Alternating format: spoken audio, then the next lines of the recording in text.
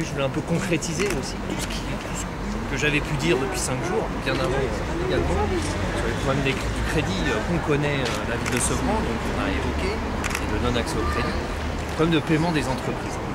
Et dans ce que j'ai expliqué, c'est que je me refusais d'être le maire qui aujourd'hui n'allait pas payer des entreprises qui avaient travaillé, que ce soit dans la rénovation urbaine, où ce travail a été monté depuis des années en lien avec les services de l'État, avec les services de la région, du département, de l'Agence nationale de rénovation urbaine, avec la Caisse des dépôts, où on a des maquettes financières, certaines maintenant depuis 2005-2006 sur des quartiers, d'autres après, mais sur des projets qui sont travaillés de longue date. Et aujourd'hui, nous n'avons pas les financements pour payer des travaux qui ont été faits. Donc, et l'enjeu aujourd'hui, puisque la crise du crédit qui touche les États commence à toucher les collectivités locales, et les premiers touchés des collectivités locales sont les collectivités locales fragiles financièrement. Et le combat que je mène aujourd'hui, puisque c'est un combat, c'est de dire, voilà, il faut que ces villes fragiles aient les moyens pour pouvoir passer, j'allais dire passer, ça va être pas simple, mais au moins être consolidées face à la crise. Donc, entre ce qui s'est passé hier, c'est une chose, et j'espère que les choses vont bouger, puisque je propose actuellement la proposition que je fais, ça c'est un aparté, mais c'est important pour le reste, c'est un fonds d'urgence pour les villes qui touche la fameuse DDU, mais les villes les plus fragiles, ce qui permettrait de nous aider à passer cette année 2013 jusqu'à des choses plus fortes en 2014 autour de la péréquation. Donc voilà, aujourd'hui nous, la semaine prochaine, dans les semaines qui viennent, nous allons discuter avec la Caisse des dépôts pour topper un emprunt.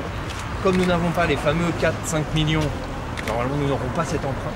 Et très concrètement, les chantiers vont s'arrêter. Ces chantiers sont conduits par les gens qu'il y a derrière moi. Je vais vous les présenter. Le but du jeu, c'est qu'ils vous expliquent simplement leur travail et ce qu'ils font et dans la situation dans laquelle ils vont se retrouver.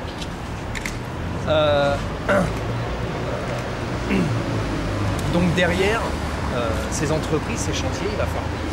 Donc voilà, excusez-moi, j'ai un trou d'un seul coup, je crois que je commence à être un peu fatigué en fait. Voilà. Financer ces chantiers. Ces chantiers vont s'arrêter. Oui, le vrai problème, ah oui, excusez-moi. Donc, ces chantiers, si on n'a pas les crédits des dépôts, on ne va pas pouvoir rémunérer ces personnes. Donc aujourd'hui, nous ne les avons pas, puisque la fin de non-recevoir, hier à la fois dans la nuit du Premier ministre, qui a dit qu'il n'y aurait pas de changement sur les amendements déposés au Parlement, et hier le vote du Parlement donc, sur cette non-évolution, fait qu'aujourd'hui, nous n'aurons pas ces crédits.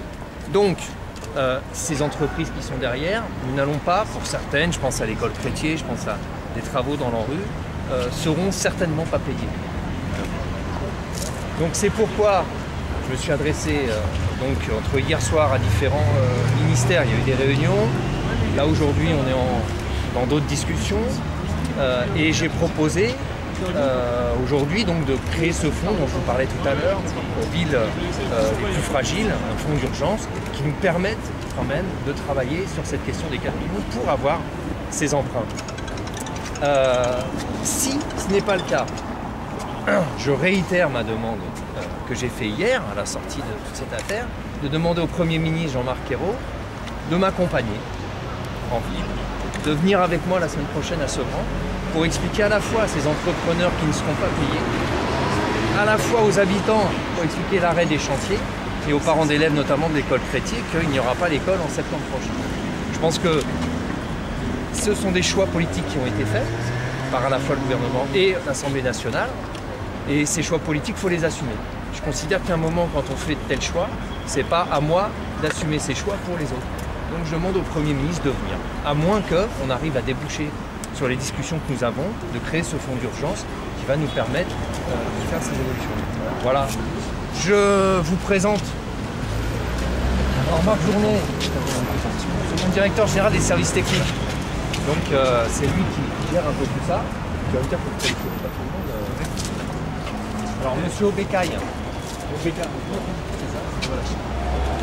Genton, donc qui travaille dans le quartier des Baudottes, qui refait les écoles à notre France Voltaire. Voilà. Un gros projet dans le cadre de la rénovation urbaine. Donc sur son travail. Là on a alors, Monsieur Gardon qui est de l'entreprise Simeoni, merde. Je suis fatigué, excusez-moi. Fragé, je connais en plus un supporter du PSG, donc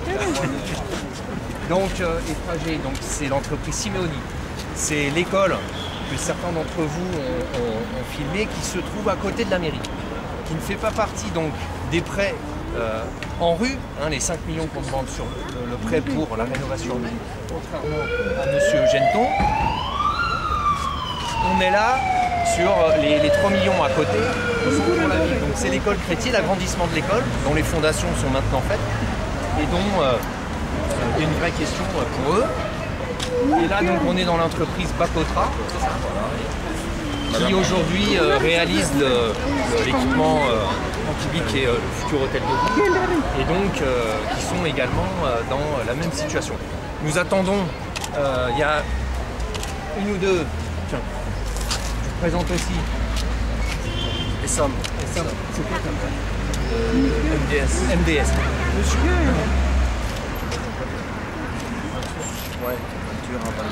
Hein, peinture, ravalement, maçonnerie. Alors en ce moment, lui, il bosse pas à Sevran, il est de Seine-Saint-Denis et il subit aussi cette c'est des petits PME.